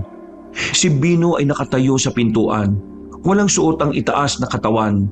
Ang balat niya ay may mga bitak na parang lumang lupa at sa pagitan ng mga yon may mga gumagalaw na kung anong klase ng hindi ko maintindihan. Ano pong nangyari kay Bino, Tay? Bakit siya nagkaganyan? Anong klaseng halimaw yan? Aswang po ba talaga yan? Oo, anak. Isang uri ng aswang yan. Sinumpang aswang. Nakakita na ako niyan nung kaedad mo pa lang ako. Hindi ko alam ang eksaktong tawag dyan pero naririnig ko ang lolo ko na tinatawag yung idwang. Idwang? Bago pa makasagot si tatay ay narinig na namin ang pagsigaw ni Bino. Nang tingnan ko ang aswang na idwang ay hindi ko na makilala ang nakababata kong kapatid. Parang ibang nilalang na talaga ang kaharap namin. Isang halimaw at hindi isang kapamilya.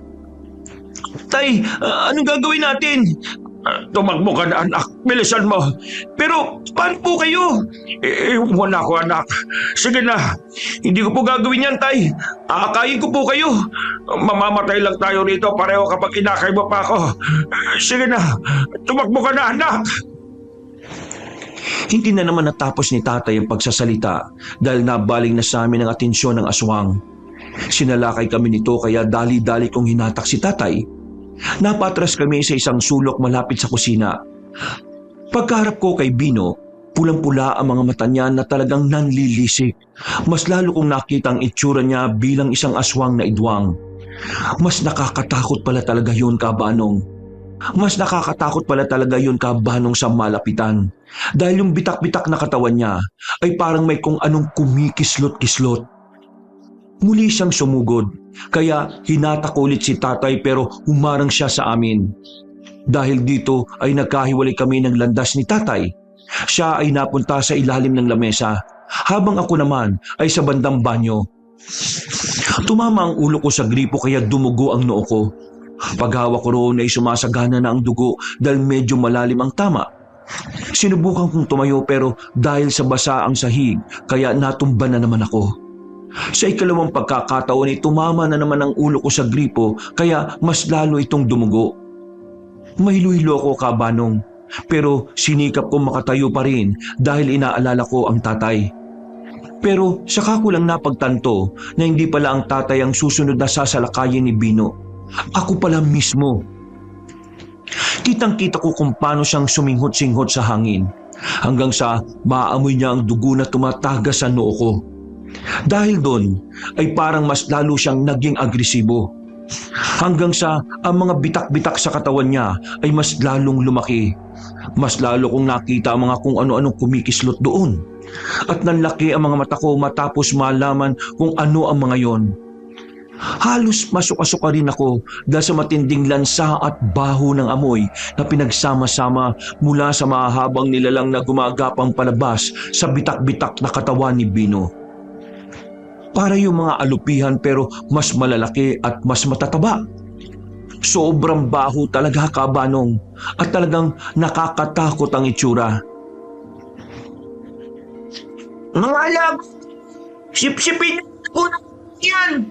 Pasukin niyo ang buong katawan niya at sairin ang buo niyang laman loob mula sa... Mas lalong nanlaki ang mga mata ko dahil sa matinding takot. Alam ko kasi sa sarili ko ng mga oras na yun, Kabanong, nakatapusan ko na. Kumakap-kap-kap pa ako sa bulsa pero wala na pala roon ang mga pangontrang panaboy sa aswang. Nahulog at gumulong pala malapit sa inidoro. Sinikap kong gumapang para abutin yun hanggang sa maramdaman kong isa sa mga malaalupihang nilalang na gumagapang nasa paa ko. Pagkaabot ko ng maliit na garapon ay dali-dali ko itong binuksan at sinaboy sa nasabing nilalang. Kumislot-kislot yun at nahulog sa binti ko. Saka umapoy. Ganun na rin ang ginawa ko sa iba pa. Wala na akong alam kung may matamaan ako o wala. Basta saboy lang ako ng saboy. Nakita kong napatras si Bino, kaya lumakas ang loob ko. Pero alam kong hindi siya basta-basta natinag sa ginawa ko. Galit na galit siya at parang mas lalo pang naging mabalasik ang mga tingin niya. Nang magkakasunod na umapoy ang malaalupihang nilalang ay biglang nagsisisigaw ang aswang na Idwang na parang siya ang nasasaktan sa nangyayari. Wisit ka! Wisit ka! Anong ginagawa mo sa mga alaga ko? Pinatay mo sila! Pinatay mo sila! Umanda ka sa akin! Sinamantala ko na ang pagkakataon. Kahit duguan ang noo at mahilo-hilo, Kabanong, ay lakas loob akong lumabas ng banyo at umiwas sa nagwawalang si Bino. Hinanap ko si Tatay Pani sa ilalim ng lamesa pero wala na siya roon. Hindi ko alam kung matutuwa ba ako o hindi. Pero ang alam ko lang ay hindi pa kami ligtas. Bukod kasi sa kasagupa naming aswang na Idwang na si Bino, meron pang mga kalaban sa labas na kanina pa naghihintay sa amin. Ay, nasaan ka? Nandito ako, anak. Nakahinga ako ng maluwag pagkakita sa kanya sa silid-ritwalan. Nakatayo siya roon at bitbit ang ibang gamit na panlaban sa mga aswang. Naroon din ang anting-anting na ginamit kay Bino, pero durug-durug na ito. Paglabas niya ay inabot niya sa akin ang bag at kumalansing yon dahil sa mga garapon.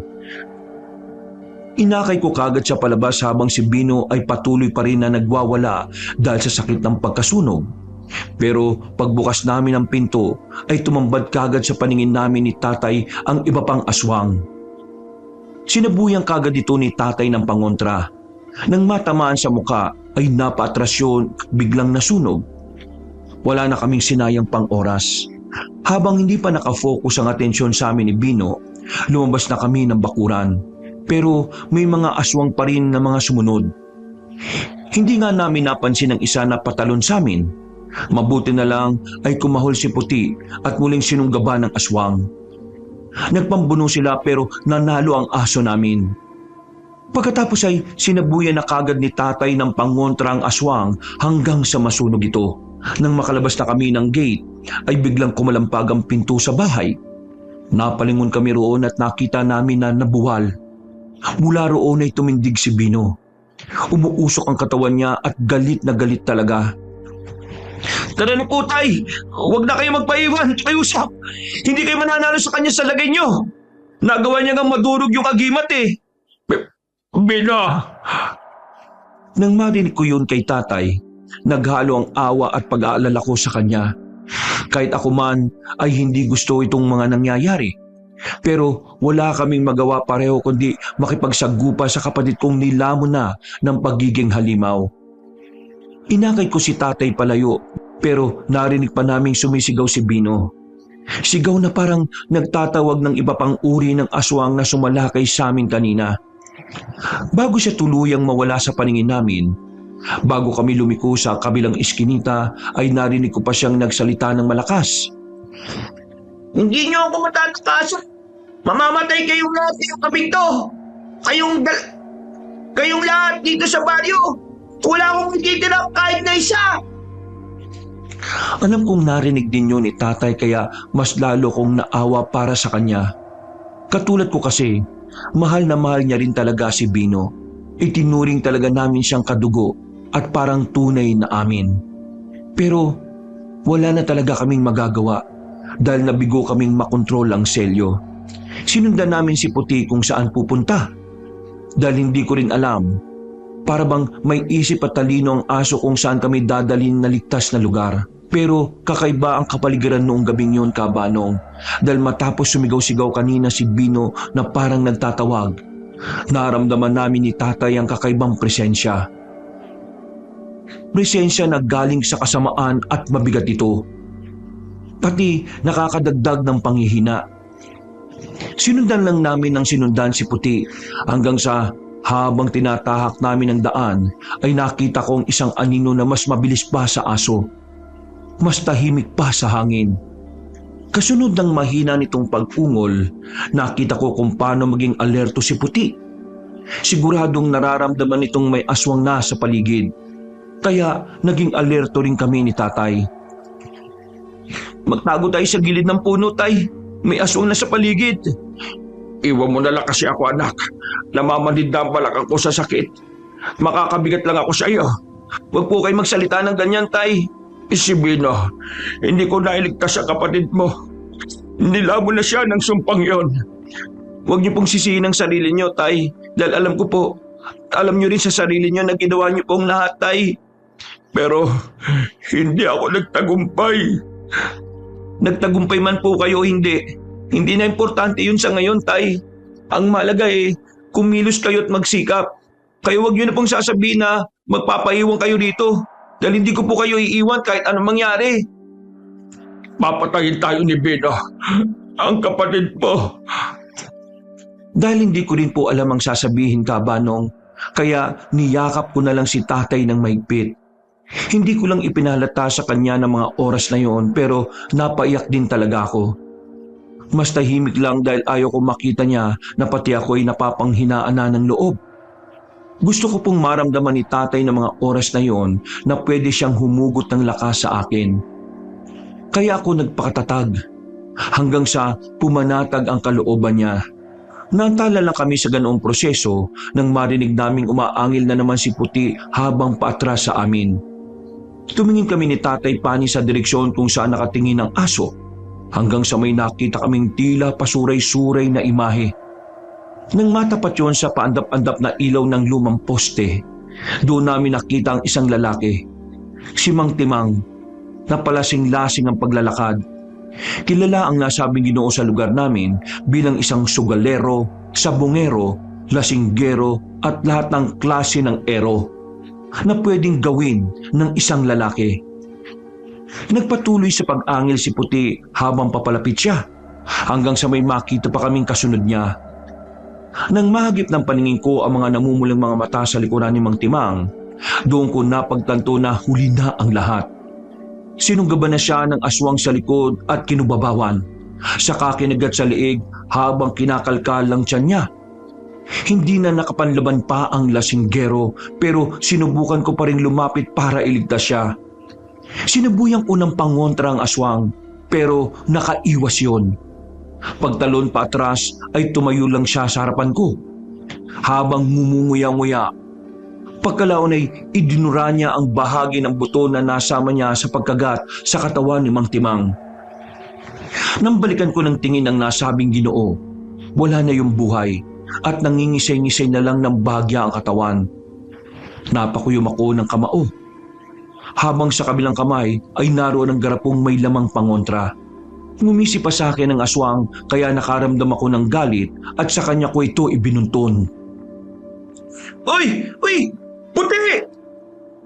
Walang pag-aalinlangang sumugod si Puti sa aswang hanggang sa madali niya ito sa liig. Nakalmot pa ito pero hindi nagpatinag ang aso. Tinapyas talaga nito ang leeg ng aswang bago tigilan. At doon ko naman hinagis ang panghontra. Hindi na nagawang makatakas pa ang aswang dahil nagliyab na siya. Nilapitan ko si Puti at hinimas-himas habang nakatingin sa nasusunog na aswang. Hanggang sa nakarinig na kami ng makakasunod na alulong ng aso sa iba't ibang bahagi ng baryo. Napatingin ako kay tatay at lumapit sa kanya. Sumunod naman ang aso sa amin, pero nang makarinig kami ng iilang sigawan mula sa hindi kalayuan, ay doon na kami nag-alala para sa mga taga-baryo. Anak, sinisimulan ng salakayin ni Bino at ang mga kampon niya ang baryo. Saan po tayo pupunta, tay? Hindi ko na natapos ang pagsasalita dahil bigla kaming kinahulan ni Puti. Tumakbo siya pagkalaon, pero bumalik din kagad na para kaming gustong pasunurin. Nagkatinginan kami ni tatay na parabang nagkausap sa mga mata. Inakay ko na nga ang ama ko at maingat naming sinundan ng aso. Nagulat kami pareho dahil dinala niya kami sa kabilang parte ng baryo, papunta sa ilog at sa kuwebang malapit doon. Pagdating namin sa bukana, pareho kaming nagtaka ni tatay dahil biglang nawala si Puti at tumahimik. Puti! Nasaan ka na? Anak, bumalik na tayo sa baryo. Kailangan natin mapigilan si Bino bago pa siya makapatay ng marami ron. Saka na natin balikan yung aso. Pero tay, nangihina ka na. Hindi ba namamanhid na yung baywang mo? Hindi ko rin kakayanin kapag bumalik tayo ron. Kaya maiwan na lang po kayo rito. Ako nang hahanap kay Bino at tutulong sa mga taga-baryo. Pipigilan ko ang kapatid ko sa abot na makakaya ko, tay. Baka mapahamak ka. Wala kang tunay na karanasan sa pakikipagsagupa sa mga aswang. Pasensya na po kung medyo sarkastiko tong sasabihin ko.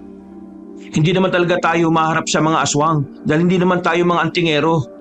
Pero ang gusto ko lang pong sabihin sa inyo na mag-iingat po ako.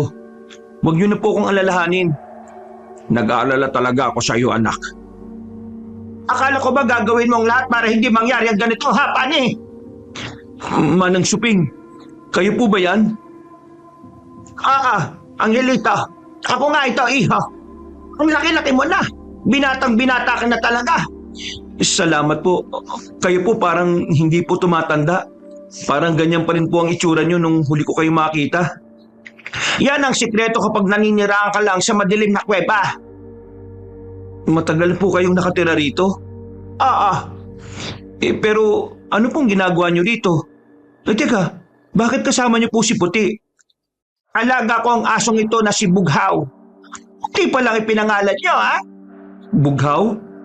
Sinadya kong iligaw siya sa baryo para makapagmatsyag hanggang sa mapatpad siya sa bahay ni Aling Sandra. Niloob din talaga ng kapalaran na mapunta siya sa inyo nang sa ganun makatulong sa ganitong sitwasyon. Kaya po pala matalino ang aso. Ngayon, Pani, sabihin mo sa akin ngayon na mali ako sa mga sinabi ko sa iyo noon. Gusto niyo ho ba akong sisihin, Manang Suping? Tatanggapin ko ho yan. Pero hindi ko pinagsisisihan na kinupkop, binihisan at kinalinga ko si Bino. Nakatatak na yon sa puso ko, ni Angelito. At alam kong ganun din sa anak kong si Bino. Anak, talagang pinanindigan mo na ang pagtawag na anak sa idwang na yon.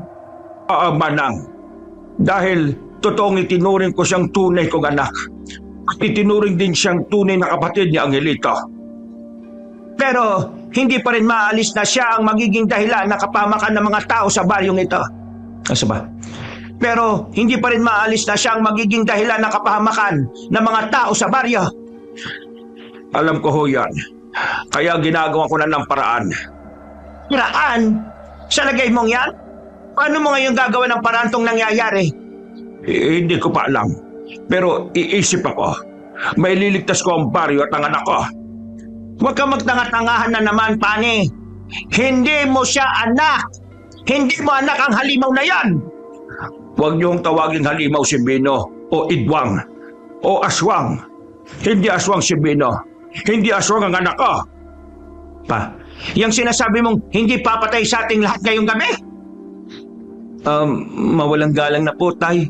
Manang, alam kong mali ang makisagot sa usapan ng mga nakatatanda. Pero pwede po bang saka nyo na pagtalunan ng tungkol dyan? Malamang po sa mga oras na to nakakagulo na sa baryo.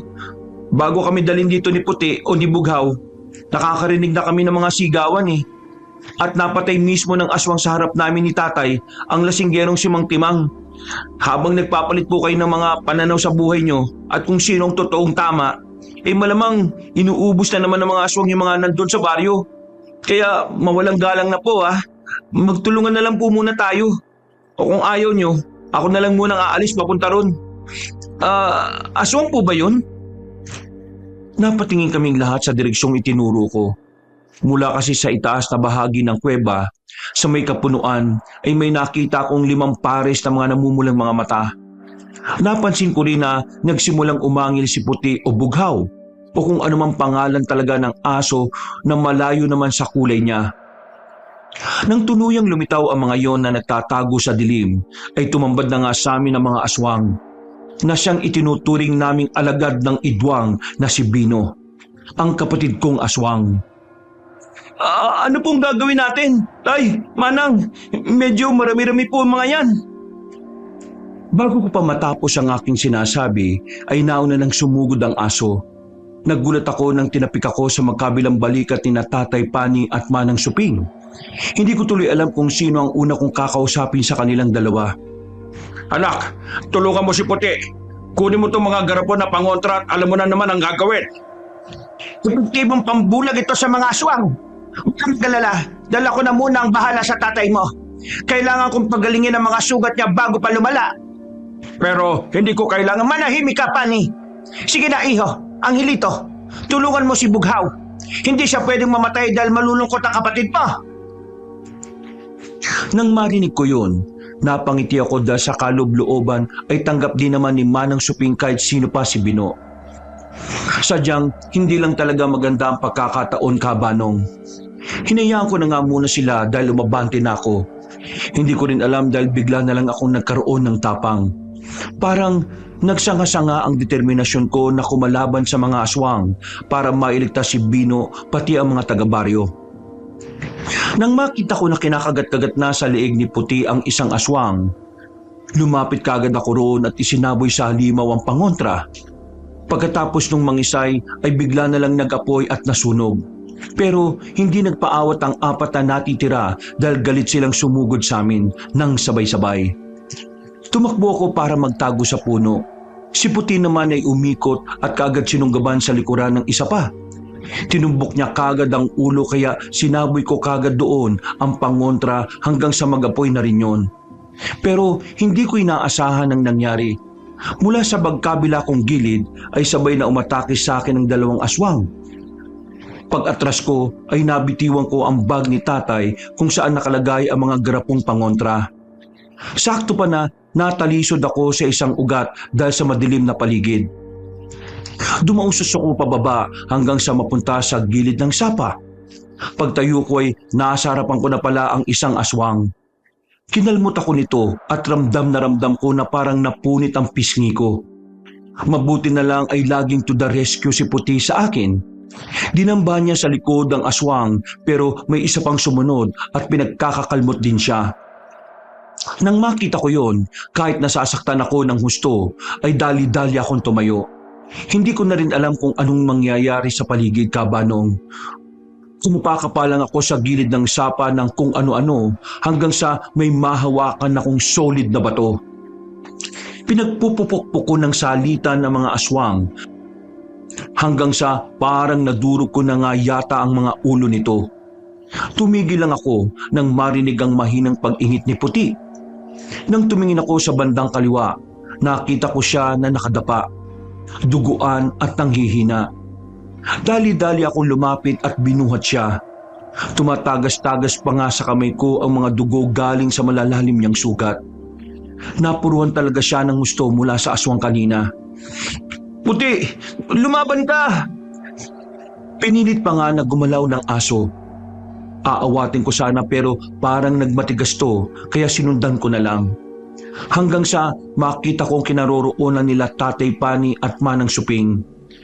Sa unahan nila ay pasugod ang aswang at di nila ito namamalayan dahil abala sila pareho. Ginagamot kasi na matandang babae ang tatay ko at talagang nakafocus sila roon. Huli naman akong tatakbo pa ako. Alam kong di na ako aabot kaya sumigaw na lang ako para magbabala sa kanila. Pero saka ko lang namalaya na nasa likuran na ng aswang si Puti. Bago pa makatalo ng halimaw ay sinunggaban na siya ng aso. Nagpagulong-gulong sila pababa papunta sa madilim na bahagi ng kuweba. Nagulat lang at natigilan sina Tatay Pani at Manang Suping. Ako man din ay natulala kabanong. Bago tumakbo palapit doon. Ayos lang ba kayo, Tay? Manang? Oo anak, si Puti. Puntahan mo si Puti. Gamitin mo yung lampara sa luma kong supot. Opo! Bumaba ako dala ng lampara habang patuloy na pinakikinggan ng ingay ng aso at aswang na naglalaban. Pagdating sa may kalalimang parte ng kuweba, nakita ko ang mga dugo. Hanggang sa makita ko na nga rin ang aswang na wala ng buhay. Wasak ang mukha nito. Iginala ko pa ang lampara at nakita ko sa hindi kalayuan ang mga bakas ni Puti na dugo ang kulay. Sa pinakadulo ay naroon siya. Nakadapa at kitang-kita ko sa mga mata niya ang panghihina. Nakita ko na po si Puti! Kinuha ko siya kagad at binitbit pa itaas. Sakto pagdating ko sa bukana ay tapos na si Manang Suping sa pagpapagaling kay tatay. Manang, makakaya niyo po bang pagalingin si Puti? Baka po kumapaano siya eh. Marami nang nasayang na dugo sa kanya. Ayaw ko mang sabihin to pero sa ginawa kong pagpapagaling sa tatay mo, marami na rin ang enerhiyang nawala sa akin. Ilang araw pa ulit bago tuluyang bumalik ang lakas ko sa panggagamot. Matanda na ako, kaya hindi na rin gaano kabilis ang bawi ng lakas ko. Kahit mga halamang gamot lang po, parang awa niyo na. Hindi po pwedeng mamatay si Puti. Mahalaga siya kay Bino. Kaya mahalaga rin po siya sa akin. Sa amin ni tatay. Pasensya na ang hilito. Pero sa dami ng nawalang dugo sa kanya, kahit ang mga halamang gamot ko ay wala ring magagawa. Magagamot lang ang sugat pero hindi ang dugong nasayang. Dahil sa mga sinabi niyang yun, ay napayakap ako ng mahigpit sa kawawang aso. Dito ko lang din naintindihan kabanong na kaya pala maraming umiiyak sa tuwing namamatayan sila ng alaga. Mahirap pala ang ganoong pakiramdam dahil para ka na rin namatayan ng totoong taong mahal mo sa buhay. Hinimasimas na lang ni tatay ang balikat ko. Pagkatapos ay saka siya tumayo. Manang, iiwan na ho muna namin si Puti sa inyo. May kailangan pa kaming gawin sa baryo. Oo, hindi ko na rin kayo masasamahan kahit gustuhin ko man. Sa dami ng nawala sa aking enerhiya. Siguradong hindi rin ako makakatulong sa inyo. Salamat po sa pagpapagaling sa akin. Sa kabila ng katigasan ng ulo ko, hindi niyo pa rin pala kami pinabayaan ng mga anak ko. Lagi lang kayong nakamasid. Kaya pala madalas maraming pagkakataon na parang nararamdaman ko ang presensya niyo sa paligid. Tama nga ako na nakamasid ka lang sa amin. Kahit naiinis ako sa ginawa mong desisyon, hindi ko naman kayo pababayaan. Pangako ko yon sa lola pa rin mo, ang matalik kong kaibigan. Salamat ho ng marami. Kayo na ho ang bahala kay Puti. Oo, ako na muna ang bahala kay Puti. Gagawin ko ang makakaya ko para mailigtas siya. Sige na, umalis na kayo. Pero kunin mo ito. Meron ho kayo niyan. Bakit niyo binibigay sa akin ng kwintas ng batik na hiyas ng mga manggagamot? Narinig ko to noon kay Lolo at Lola. Ang kapangyarihan nito ay matindi na kayang gumamot ng kahit anong sakit. Matagal kong hinanap yan. Nagkataon na nung makita ko saka nangyari ang mga ito. Bago pa maibigay sa iyo. Sige na, gamitin mo. Ito ang magpapagaling kay Bino. Pero hindi naman ho sakit ang meron si Bino. Nananalaytay sa kanya ang dugo ng idwang na aswang. Tama ka dyan. Pero sa malalim kong pagsasaliksik sa lihim ng karunungan, napag-alaman kong hindi lang namamana ang pagiging igwang. Meron ding ipinapasa lang sa pamamagitan ng pinakamadilim na ritual. At kung ang nangyari kay Bino ay dahil sa pinakamadilim na ritual, matatanggal sa kanya ang sumpa. Kayang-kayang alisin ng batik na hiyas ang sumpa sa kanya, kasama na ang paglilinis ng buong katauhan. Pero paano kung hindi hugali sa pinakamadilim na ritual? Hindi ko rin alam ang sagot, iho. Ang tanging parada lang ay subukan. Kung ganun ay, subukan na po natin, Tay. Tara na po, at huwag na tayo magkaksaya pa ng oras dito. Baka maubos na ang mga tao sa baryo bago pa natin magawa ang mga ito. Tama ang sinabi mo, Angelito. Pero mag-iingat kayo dahil hindi basta-basta ang mga aswang na igwang. Isa sila sa mga pinakaluma na halos wala nang nakikilala. Mapanganib dahil kinakasihan sila ng demonyo. Ang mga malaalupihang nilalang na lumalabas sa katawan nila ay sinasabing galing mismo sa impyerno. Kasihan nawa kayo ng ating Panginoon. Pagkatapos ng ilang pang pag-uusap at paghahanda, kinamot din ng mga halamang gamot ang aking sugat. Pero hindi rin kami nagtagal. Umalis na nga kami ni Tatay sa kuweba. Naiwan si Manang Suping na ginagawa ang lahat para madugtungan ng buhay ni Puti. Dinala namin ang iba pang mga kagamitang pangontra at kaagad ikinuntas ni Tatay ang batik na hiyas. Nagulat kami dahil napakatahimik pagbalik namin sa baryo. Pero hindi ito ang katahimikan na gusto namin. Halata kasi na may kakaibang nangyari. Amoy na amoy ko yun sa paligid. At hindi nga ako nagkamali dahil pagdating namin sa tanggapan ng baryo ay may mga tao roon na tila takot na takot. Pinakakalma lang sila ng mga opisyalis pero dahil sa taranta ay nagkagulo-gulo na talaga. Mabuti na lang ay nakapasok ang lahat sa loob dahil na rin sa husay ni Aling Iska sa pakikipagkomunika sa mga tao. Kahit medyo hindi ko gusto ang ugali ng babaeng yon, Kabanong, may respeto naman ako sa kanya pagdating sa mga ganitong bagay. Yun nga lang talaga ay mas nakakainis siya sa maraming bagay. Nang makita niya kami ni Tatay ay kinawayan niya kami. Lumapit kaming mag-ama at umaktong walang kinalaman sa mga nangyari. Hindi kasi po pwedeng malaman ng mga taga-baryo na si Bino ang dahilan ang lahat ng gulo ngayong hating gabi. Pumasok na kayo rito! Madali kayo! Delikado ngayon sa mga bahay-bahay dahil may mga kung anong halimaw raw ang gumagala. Narinig kong napatay na si Timang, pati si Kapraning at si Aning Tuleleng. Tapos yung mga tanod, nakikipagkabulan doon sa halimaw na may bitak-bitak sa katawan. Tapos may lumalabas na malalaking alupihan. Ano ba nangyari rito sa atin? Nawala nga ang aswang na kumakain ng mga hayop. Ito naman ang dumagdag. Teka, nasa si Bino? Ha? Ano po kasi? Diyos ko po naman, saan nyo iniwan yung batang yon? Hinahanap pa rin namin siya. Nagkahiwa-hiwalay kami habang papunta rito. Huwag mong sabihin may nakaharap pa kayong halimaw. Oo. Diyos ko, kaya pala mga duguan kayo. Ayos lang ba kayo? Sana ayos lang din si Bino at sana makapunta siya rito. Siguradong magiging ligtas na tayo bago pa makarating ang mga pulis galing sa bayan. May mga pulis na darating? Oo, nagpatawag na si Kapitan Hukugan ng mga re-responde sa atin. Kaya pumasok na kayo. Hindi kami papasok sa tanggapan. Hahanapin namin si Bino. Yung sinasabi mo kanina, yung mga tanod, saan sila nakikipagkabulan? Doon, malapit sa tulay sa pinakadulo na papasok na sa gubat. O sige, pupunta na kami ron. Sigurado kayo? Mapanganib. Mas nanganganib ang buhay ng anak ko, kaya kailangan ako ron. Wala nang nagawa si Aling Iska para pigilan kami. Hindi na nga rin siya nakapagtanong pa ng kung ano-ano dahil wala na kaming oras. Tumakbo na kagad kami ni Tatay sa bandang tulay sa pinakadulo papasok sa gubat. Habang papalapit kami roon ng papalapit ay mas naririnig ko ang mga ingay. Mga alulong na mga aso, sigawan, nabulaho na ibon at kung ano-ano pa. Habang pinagmamasdan ko si Tatay, kahit kalmadong mukha niya, alam kong kinakabahan siya. Katulad ko, determinado kami pareho na maligtas ang kapatid ko.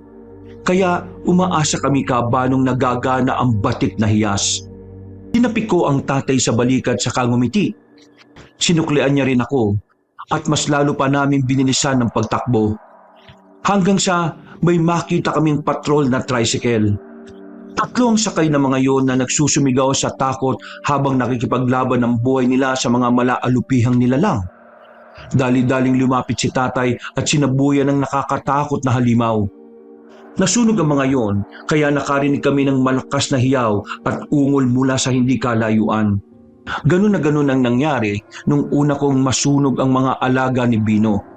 Para rin siya ang nasasaktan. Siya na po yun, tay. Oo nga. Tara na po. Kuya Ingkong, Kuya Isaac, Kuya Paeng, bumalik na kayo sa tanggapan. Delikado rito, kaya magmadali na kayo. Matapos magpasalamat ng 3 tanod, ay sinabi nga nila na may 2 pang tanod na naiwan malapit sa tulay. Umalis na rin sila kaagad, kaya tumakbo na kami ni tatay. Nang makita ko ang tulay, nakita ko rin ang sinasabing 2 tanod. Patay na ang isa dahil pinaghahatiin na ng 2 aswang. Habang ang isa na nakilala naming si Kuya AJ ay tila nakikipagpatintero pa sa kanyang buhay. Tay, ako na pong bahala kay Kuya AJ. Hanapin niyo na po si Bino. Siguradong nandito lang siya. Sigurado ka, anak? Opo, tay. Ipaubayan niyo na po ito sa akin. Hindi ko po kayo bibiguin. O sige, mag-iingat ka. Kayo rin po. Iligtas niyo po ang kapatid ko. Pagkatapos naming magkaintindihan, ay naghiwalay na kami ng landas. Na walang parang bula ang tatay habang ako naman ay nilapitan ni Kuya AJ. Nang makita niya ako, ay inakala pa nga niyang aswang din ako kaya binato niya ako ng hawak niyang pamalo. Mabuti na lang ay naiwasan ko yon. Napailing lang ako at tinatak siya habang nakadapa at nagwawalang parang bata. Sumunod sa amin ang galit na aswang. At dahil umuungol din yun na parang nagtatawag, ang 2 pang aswang na nilalantakan ng isang tanod kanina ay napunta na sa amin ng atensyon. Mas lalo tuloy nagsisisigaw sa taranta at takot si Kuya AJ. Nakakabingi at para siyang babae sa tinis ng kanyang boses. Kuya AJ, huminahon ka lang! Kapag nilakasan mo ng nilakasan ng boses mo, lalo lang tayo makakagawa ng atensyon eh. Pero sa halip na makinig at tumahimik, ay lalo lang siyang nag-ingay na parang batang inagawa ng candy. Naintindihan ko naman dahil takot na takot siya. Pero dahil sa nakakarindi ang matinis niyang boses, kaya ang ginawa ko kabanong ay sinuntok siya sa muka. Bigla siyang natamimit na tulala, habang umahawak sa ilong niyang dumudugo. Pasensya na, Kuya AJ. Ang kulit mo kasi. Sinabi ko naman sa iyo na huwag kang maingay. Sumunod na lang sa sasabihin ko. Tumakbo ka sa bandaron at magtago ka sa likod ng puno, ha? Kapag umalis ka ron, sigurado nga abuli ka na ng mga aswang na yan at mamamatay ka. Nakita mo yung nangyari sa kasama mo? Nagkapira-piraso ang katawan niya. Ganun na mangyayari sa iyo kapag hindi ka nakinig sa sinabi ko. Para rin siyang batang sumunod sa akin. At eksakto rin ang pag-atake ng 3 aswang dahil wala na ang distraction. Kinuha ko kagad sa bag ang mga garapon at matapang na sinugod.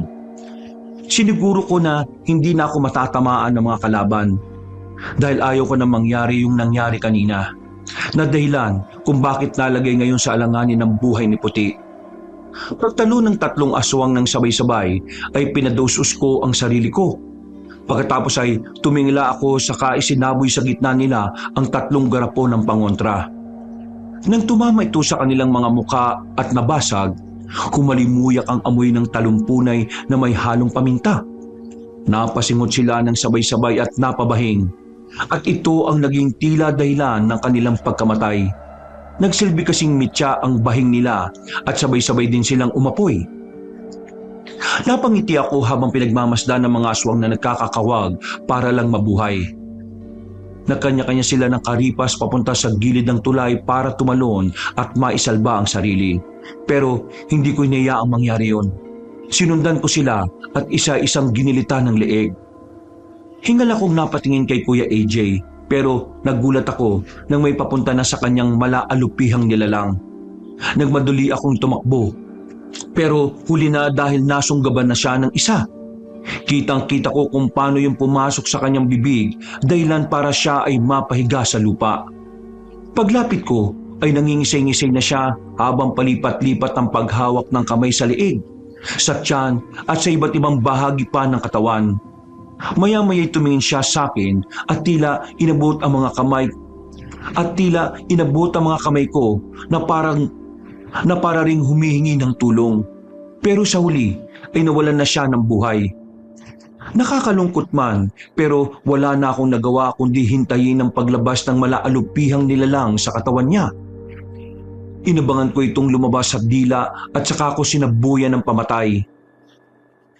Nagliyab ito dahilan para marinig ko na naman ang ungol at sigaw ni Bino mula sa kung saan. Sobrang lapit na lang niya. Si tatay, sana okay lang siya. Tiningnan ko ulit si Kuya AJ na siguradong patay na. Ipinikit ko na lang ang mga mata niya at inayos sa mga kamay na inilagay ko sa dibdib. Saka ako tumakbo papunta sa kinaroroonan ni Bino. Dahil nasa bandang ilalim sa pinakadulo ng mahabang tulay na bato ang boses, doon ako pumunta. At doon ko nga sila naabutan, Kabanong. Una kong binalingan ng atensyon si tatay na atras ng atras dahil sa mga malaalupihang lumalabas sa bitak-bitak na katawan ni Bino. Ay, nandito na po ako! Ako na pong bahala sa mga yan! Gawin niyo na po ang dapat kong gawin! Sige anak! Lumapit kagad ako sa kinaroroonan ni tatay at hinarap ang mga malaalupihang nilalang. Isa-isa ko yung sinabuyan ng pamatay hanggang sa magliyab ng magkakasunod. Umungol na naman sa sakit si Bino. Pagtingin ko sa kanya ay para siyang bulati na binudbura ng asin dahil sa pagwawala. Pero hindi pa rin siya nagpatinag. Kaya hindi rin ako tumigil. Kahit masakit sa akin na makita na nagkakaganon na siya, kinailangan kong gawin ang dapat kong gawin. Hanggang sa tuluyan siyang manghina. Nang makita ko siyang napaluhod, ay saka ako minasdan si tatay na papalapit na. Pero kitang-kita sa mga mata niya ang pag-aalangan. Ay! Gawin niyo na po! Huwag na po kayo magdalawang isip! Ay! Gawin niyo na po habang nakihinag pa siya! Hindi ko yata kaya anak. Paano kung mamatay siya imbis na bumalik sa dati? Magtiwala po kayo sa sinabi ni Manang Suping. Kahit kailan, hindi niya naman tayo niloko eh. Gawin niyo na po, pakiusap! Sige, gagawin ko na! Humakbang pa siya papalapit sa nangihinang si Bino at nakita kong tinanggal niya ang batik na hiyas saka hinawakan ng maigpit. Nang ihahagis na niya ito sa bibig ng aswang, ay saka yun tumindig. Kahit ako man ay nagulat, kaya hindi kagad ako nakapaghanda. Sumuntok si Bino pero naiwasan naman ni tatay. Ang pagkakamali lang ay tumama siya sa isang malaking puno sa gilid ng tulay. Natumba ang tatay at nabitiwan ng batik na hiyas. Dahil dito ay tumakbo ko gamit ang buo kong lakas hanggang sa makuha kong nasabing palamuti. Pero pagbangon ko ay humiyaw na si Bino na ang ibig sabihin ay nagtatawag na siya ng mga kasama pa. Kasunod noon ay isa-isa na rin niyang pinalabas ang mga malaalupihang nilalang sa bitak-bitak ng kanyang katawan. Ibinuhos na rin niya ang lakas niya. Pero mas matindi ang determinasyon ko. Tumayo ako, pinakiramdaman ng paligid. Hanggang sa maaaninag ko ang mga magkakaparis na namumulang mga mata ng aswang na papalapit na rin sa akin. Pati ang mga malaalupihang aswang ay ganun din ang eksena. Parang bumagal ang takbo ng mundo ko noon, Kabanong. Pero hindi po talaga ako nagpaawat. Naisip ko na lang na kailangan kong mailigtas si Bino, si tatay at ang buong baryo. Habang papalapit ako sa kanya, ay naramdaman ko ang pagkapit ng mga malaalupihang nilalang sa katawan ko, pati ang pagkalmot ng isang aswang sa bandang likuran.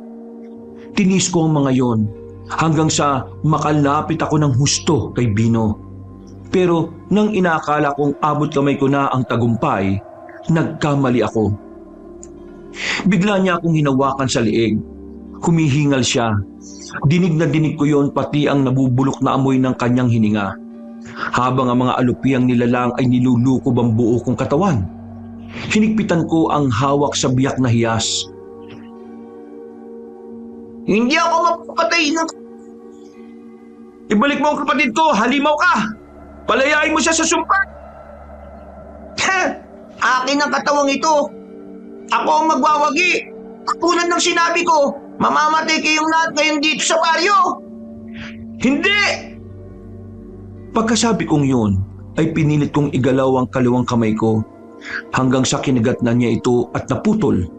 Nilunok niya yon ng walang nguya-nguya habang ako ay hiyaw ng hiyaw sa sakit. Halos panawan talaga ako ng malay. Nanlabo na nga mga mata ko at nararamdaman ko nang papasok na sa bibig ko ang malaalupihang nilalang habang sakal-sakal niya pa rin ako. Pero sa isang iglap ay bigla siyang bumitaw. Nahulog ako at napahandusay. Pagkadilat ko ng mga mata ay may mga namatay ng malaalupihang nilalang, pati ang aswang ay naglayuan. Pero inabot din sila ng kamatayan. Pagtingin ko kay Bino, bumubula na ang bibig niya at ang katawan niya ay parang lumolobo hanggang sa bigla na lang yung pumutok. Yun na lang ang huli kong natatandaan nung gabing yun, Kabanong. Pero magandang balita po, dahil buhay si Bino, buhay si Tatay, buhay si Puti, at buhay na buhay ako, kahit putol ang kaliwang kamay. Ayon kay Aling Iska, pagdating daw ng mga pulis ay wala naman silang nakitang mga halimaw maliban sa amin nila Tatay at Bino na duguan at walang malay. Kaya ang naging hinala ay inatake ang baryo ng mga rebelde. Wala ring naalala hanggang ngayon si Bino sa mga nangyaring yon. Kaya masayang masaya po kami dahil bago mamatay si Tatay Pani, pareho pa kaming nakapag-asawa ng kapatid ko at hanggang ngayon ay masaya kami sa aming mga buhay.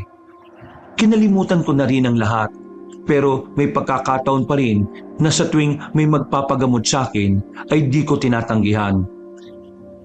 Maraming salamat sa pakikinig sa aking kwento. Nawa ay marami kayong nakuhang aral. Wakas.